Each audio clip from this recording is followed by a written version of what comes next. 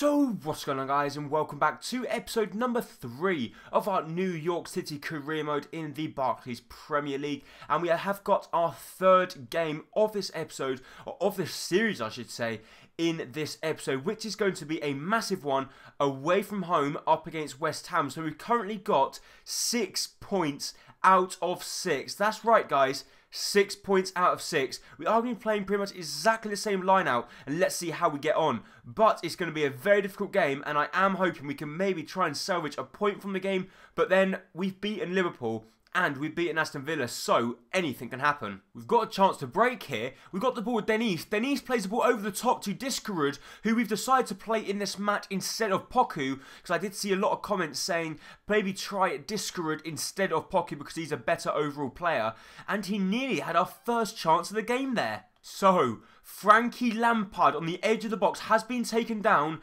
by Winston Reid, and we have got a chance now with Pirlo, or Frank Lampard, who is imaginary. If you go over, that's weird, what a glitch. But we are going to give it to Pirlo, because Pirlo is in really good form at the moment. He's scored 2 really good free kicks. Pirlo to get it up and over the wall. He hits it with power, he hits it up, he gets it under, but Adrian makes a save, and I cannot believe we are still playing better than West Ham in this game. And we've scored! What about that? Diskerud has scored the goal. I think it's going to be given to him, but we get a huge slice of luck. Diskerud's shot gets a massive deflection. It puts Adrian off, and Adrian can't do anything about it. Diskerud goes for the side foot into the far corner. Adrian was going to make the save, but it hits the West Ham centre-back. Adrian was easily going to make that save. It actually hits his arm, goes under Adrian, and we have been given a 1-0 lead. West Ham 0, New York City 1, away from home at the Bowling Ground. We find ourselves 1-0 up. Lovely chance for West Ham down the wing. They strike it. And Saunders with a really good save at his near post. A strong, powerful block from him there. I would have been disappointed if he did manage to let the ball through his grasp into the back of the net. But he'd done his job well there. Put his body on the line. It hit him and went out wide for a corner. Some fantastic goalkeeping from the veteran goalkeeper in goal for us. But West Ham still got a good chance. We've got to try and get the ball clear. Con Michele. He's had a really good start to the season for us, and Martinez, who's playing at left back, has actually won the ball back, and then Mark Noble fouls him, and West Ham look like they're really rattled. So West Ham lose the ball at the back. We got the ball with David Villa. Villa plays the ball through to Vargas. Vargas cuts back inside with a step over. He keeps on going. Vargas to go for the strike, but Diskerud's on the ball. Diskerud finds Frank Lampard playing against his boy child club. We play the ball back to Pirlo. Pirlo goes for the strike, and that's a really good save from Adrian. So if anyone's attacking towards the dying stage of the game, it should be West Ham, as they should be trying to get themselves an equaliser. If anything, we look like we're going to pick up our second of the game. So guys, to be honest, I cannot actually believe this. We have picked up 9 points out of 9 in our first 3 games of the Barclays Premier League season. We've beaten Liverpool, we've beaten West Ham, and we've beaten Aston Villa. What else can you ask for? Denise is my man of the match, picking up an 8.3 rating. And with the form we're in, bring on Chelsea, bring on United, bring on Spurs. We give them a game. Well, I don't think so, but we'll give it a good go anyway. So guys, I have been reading all of your comments, and all of your comments have been saying basically about different suggestions that maybe you think I should try and sign. So, I put in a few bids. We want Darren Mattox, but unfortunately we can't bring him in because they don't want to let him go on loan. We've also got this guy here, Jeremiah St. Just. They're saying they don't want to let him go at the moment. We also Mauricio Tevez, who was a player I would have loved to bring in, but the problem is we can't because they've accepted a bid to go to another side. But we have got a transfer for accepted for Gideon Jung, so he looks a quite decent player. We'll go ahead and offer him a contract, and let's see if he accepts, which obviously I think he will do, and he should be a pretty decent centre defensive midfielder that can come in. But the good news about him, he can also play at centre back if need be. LA Galaxy come back and say they don't want to let go of Zardes because he's too valuable. Groningen come back and say they will let Juninho go for 650,000. So if we up it to 500,000, will that convince their 18-year-old to leave the club. And also Sporting say they don't want to let Ipara go.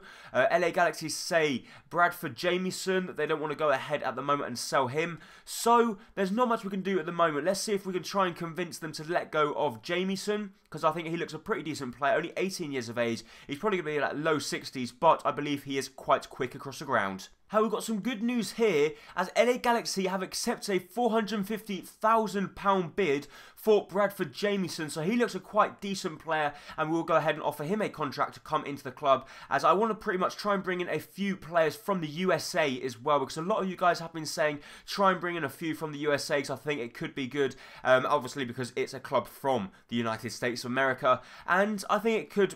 I pretty much want to do what you guys want as well. Huddersfield have accepted an $800,000 bid for Nycfc, so go ahead and offer him a bid to come into the club as well. And I think once we bring him in, plus a few others, I don't think we're going to need that many more players. I think then we should spend our money on the scouting system. So, we are going to make a really big decision here. We're going to bring in Nycfc from Huddersfield for £800,000, and he's going to cost us $10,000 on the wages. And we're also going to bring in Bradford Jamieson. So, he's another striker. So, I bet you guys thinking, why are you signing so many strikers? The reason we're signing so many strikers is because, obviously, David Villa, I don't think he's going to be performing that much longer. He is a good player, don't get me wrong, but I think we need a lot of backup for David Villa, and we might change up our formation as well, and I'm sure one of them strikers can play on the wing. So we're going to have a look at our squad now and have a look at the players. So Nycfc is currently a 67 rated. He's quite quick across the ground. He's got good stamina, and I think he'll be a really good backup striker. And Jamieson is a 62 rated, Jung is 63, and Gonzalez is 65. So we got 4 really strong players there on the bench, and I think our second team lineup will also be quite strong now. So considering we've got a little bit of money left over, we are going to go ahead and hire a scout. And I think this one would be good. £245,000 is quite a lot of money, but we do want to set up a scouting network, and we are going to set it out in the United States of America. I'm going to put him on a 9-month duration, actually 6-month duration. I'm going to put him on any to see if he can bring in any decent new young players that we can maybe bring into our academy and hopefully grow into the next future stars at New York City. But we have got our second and final game of the episode now, which is going to be at home at the Yankee Stadium up against Leicester. So Leicester, the current Barclays Premier League leaders, are going to be taking on New York City at the Yankee Stadium for us to have a chance of going 4 consecutive games with 3 points, or picking up 3 points in every game, which will equal 12 points in 4 games. What a start to a Barclays Premier League season. Good chance for us to break here. We played the ball through to Diskerud. Diskerud has been played through past Schlop, and Diskerud goes for goal, and that's a wonderful save from Kasper Schmeichel, and he's celebrating in the background. What a save. I thought that was going to go into the far corner. I think it might have been, but it was actually Robert Hoof that gets a really strong block on it. And if it wasn't for that block, we might have found ourselves 1-0 up at the Yankee Stadium. Good chance for Leicester here. Jamie Vardy cuts back inside, goes for the strike, and Saunders, once again, the unbeatable goalkeeper, makes yet again another fantastic save at full stretch to the top left of his post. And he manages just about to get up there, and then he comes out with a commanding punch. I'm starting to really like this goalkeeper. Play the ball inside to David Villa. David Villa squeezing the ball through to Diskerud. Diskerud goes for goal. And what a goal from Diskerud. He finds the top corner. And oh my god, what a goal. Lampard cuts back inside, finds David Villa. David Villa through to Diskerud. He strikes it first time. And oh my god, what a goal off the underside of the crossbar, right in the top corner. You couldn't get any closer, placing it with your hand, and Diskerud picks up his second goal in his second consecutive match.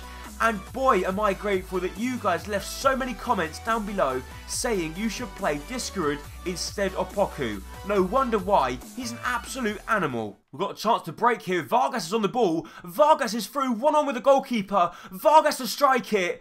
And Vargas, you had your chance to pick up your first goal in a New York City jersey, and he completely scuffs his shot, and I think he's actually right-footed. I think that might be my fault to trying to take on the shot with his left boot, but I had confidence in him. I thought we had the chance to double our lead. We play the ball back to Pirlo, Pirlo through to Gonzalez, Gonzalez through to Nycfc Wells trying to get there before Kasper Schmeichel, and Nycfc Wells, on your debut, you had your chance. I would never thought that we would have been able to sign so many decent players. We squeeze the ball through to Areola now. Areola, our right back, 33 years of age, is still galloping down the left-hand side. We squeeze the ball through to Diskerud. Diskerud through to Martinez. Martinez out wide to Vargas. Vargas cuts back, and Vargas gets pushed out the way. Anywhere else on the pitch, that probably would have been a foul. But obviously, because it's in the penalty area, the referee has to be 100% sure it's definitely an infringement in play to point to the penalty spot. And I don't think that one was actually. But Leicester have got a really good chance, and Leicester score the goal. They get themselves back on level terms, and what a fantastic goal it was as well. We just really couldn't defend against that, and we lost the ball with Andrea Pirlo. They play the ball inside, and what a lovely ball inside. He hits it first time past Saunders. Saunders can't do anything about that one, and Bruma, their new signing, scores a wonderful goal for them with just 9 minutes remaining. Have a Bentancur on the ball. Bentancur through to Vargas. Vargas cuts back inside. Finds Gonzalez. Gonzalez turns. Gonzalez goes for goal. And the shot does get blocked and trickles into the arms of Kasper Schmeichel. So we are looking like we're going to end the game on a high. Can we try and push for the winner? Or do we sit back and just pretty much take the point? Because a point against Leicester is a really good point. Or is it? We squeeze the ball through to Nycfc Wells. Nycfc Wells cuts back inside. Nycfc Wells keeps on going. He goes for the shot, and I was just too greedy. I should have released the ball, and we probably would have had a better chance, but I was trying to go all the way with Nycfc, and Nycfc just couldn't pull off the skills. He doesn't have the technical abilities, but the referee blows a full-time whistle. We end up drawing the game 1-1. Saunders with my man of the match. A fantastic game from him, but I do think we played very, very well in that game. Some parts of the pitch we just couldn't compete with Leicester because we didn't have the quality of the players. But we've won 3 games and drawn 1, and we're currently sitting second in the league table, equal points with Chelsea, in front of Arsenal, in front of City. Who would have ever thought that? So as the transfer deadline day ends, £148 million has been sent in total. And I don't know if I actually included this in the video, but we did in fact assign a youth scout. We picked up this scout report from the catalogue or Scout Future Star thing, and we have, our scout has returned. So let's see what type of player we picked up. Hendricks, he's currently a 60 overall. He's got a potential of 85 to 94. We're going to offer him a contract straight away, and let's see if Brahim Hendricks will come into the club. And I think I will actually give him first team playing time because he does look pretty decent.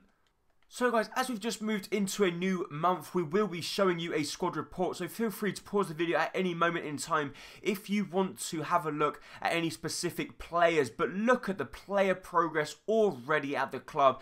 So many players have started increasing, and players that we haven't even played that much, like Nycfc Wells, has gone up +1 rating, Bentancur's gone up +2, Poku's gone up as well. Hendricks, this is our Scout of Future Star guy, currently 16 years of age. He's gone overall 60, he looks pretty decent. He's got 2-star skills, 2-star weak foot, and he is a cam. So he does look, obviously it could be a lot better, don't get me wrong, but he is in fact good enough to jump into the first team if we wanted to. But with the form Diskerud is in at the moment, there's no chance in hell we are going to take him out of the lineup. And having a look at the league table, we're currently sitting in 2nd place. That's right, 2nd place. Obviously, we're not going to stay there. We just had a wonder start to the season, but let's see if that can continue in the next episodes as a transfer window slams shut. But that will be it for this episode of Career Mode. If you did enjoy it, please make sure to hit the like button down below, as it will be very much appreciated. And don't forget, if you're new around here, hit the subscribe button to keep up to date with all my latest videos and career modes. Thank you so much for watching. Bye bye.